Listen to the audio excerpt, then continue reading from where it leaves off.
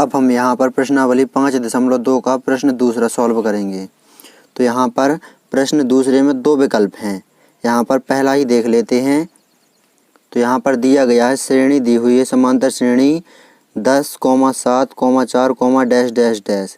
इसका 30वां पद हमें बताना है कि कौन सा है। 4 ऑप्शन भी दिए गए हैं, तो इसे सॉल्व करेंगे हम।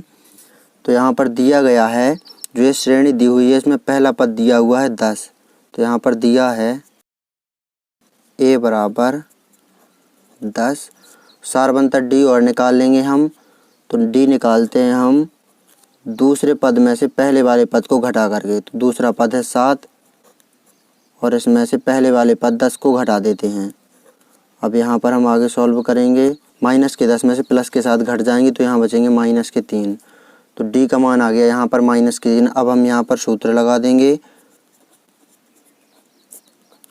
30वां पद ज्ञात करने का फॉर्मूला होता है a30 बराबर a प्लस 29d।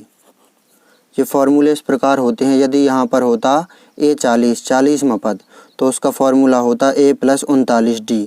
d एक कम करके होता है इससे। यदि यहाँ पर होता a50 50वें पद का फॉर्मूला, तो उसका फॉर्मूला हो जाता a प्लस 49d। अब इस फॉर्मूले में मान रखेंगे हम। तो a का मान दिया हुआ है 10, बीच में प्लस का चिन्ह लगाया। 29 ये ज्यों के त्यों इंटू d का मान है -3। आगे सॉल्व करेंगे।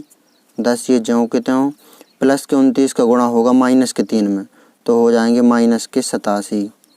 आगे सॉल्व करेंगे। माइनस के 87 में से प्लस के 10 घट जाएंगे, तो यहाँ बचेंगे माइनस के 77। तो ये आ गया हमारा आंसर। यहाँ पर ऑब्जेक्ट में देखेंगे माइनस के 77 कौन सा वाला है, तो सी है यहाँ पर माइनस के 77, ऑप्शन सी सही। अब हम यहाँ पर दूसरा देखेंगे, प्रश्न दूसरे का ही। अब हम यहाँ पर प्रश्न दूसरे का दूसरा विकल्प देखेंगे।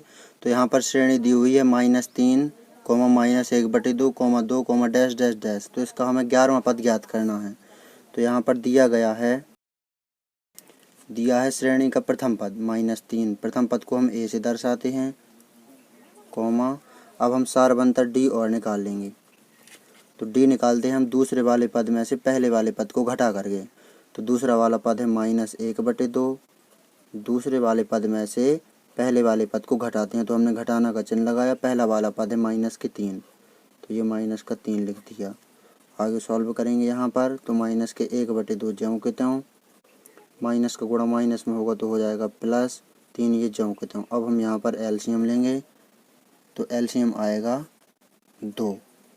यहाँ पर 2 का भाग 2 में देंगे तो 1 आया। 1 का गुणा ऊपर 1 में करेंगे तो 1 ही आ जाएगा, लेकिन माइनस का चिन्ह लगा करके। यहाँ पर अब प्लस का चिन्ह लगाया। 1 का भाग 2 में देंगे तो 2 आया। 2 का गुणा 3 में करेंगे तो 6 आ जाएगा। आगे सॉल्व करेंगे।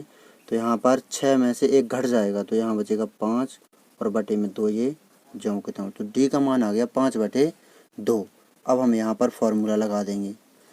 तो फॉर्मूला हमें यहाँ पर 11वां पद ज्ञात करना है। तो 11वें पद को निकालने का फॉर्मूला होता है a11 बराबर a प्लस 10d। ये फॉर्मूले तो आपको पता ही होंगे। यदि यहाँ पर कहा जाता a20 20वां पद, तो इसका फॉर्मूला होता a प्लस 19d।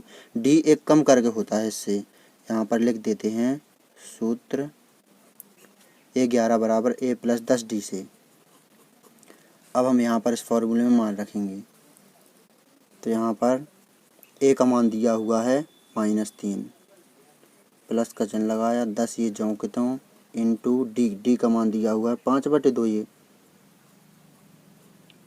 आगे सॉल्व करेंगे। माइनस के 3 ये ज्यों के त्यों, प्लस का चिन्ह लगाया। 2 का भाग देंगे 10 में, तो 2 पंचे 10, तो यहाँ पर 5 आ गया। 5 का गुणा 5 में करेंगे तो हो जाएगा 25। आगे सॉल्व करेंगे यहाँ पर। तो यहाँ पर 25 में से 3 घटा देंगे, तो यहाँ आ जाएगा 22। तो ये आ गया हमारा आंसर 22। अब हम यहाँ पर ऑब्जेक्ट में देखेंगे 22 कौन सा वाला ऑब्जेक्ट है। तो यहाँ पर दूसरे का दूसरा, ये रहा 22। तो ये है सही आंसर। इस प्रकार आपको इस प्रश्न को अच्छी तरह से सॉल्व कर लेना है। परीक्षा की दृष्टि से बहुत अधिक महत्वपूर्ण प्रश्न है। यदि आप प्रश्नावली 5.1, 5.2 और 5.3 के सभी प्रश्न क्रम से सहित देखना चाहते हैं तो डिस्क्रिप्शन जरूर चेक करें।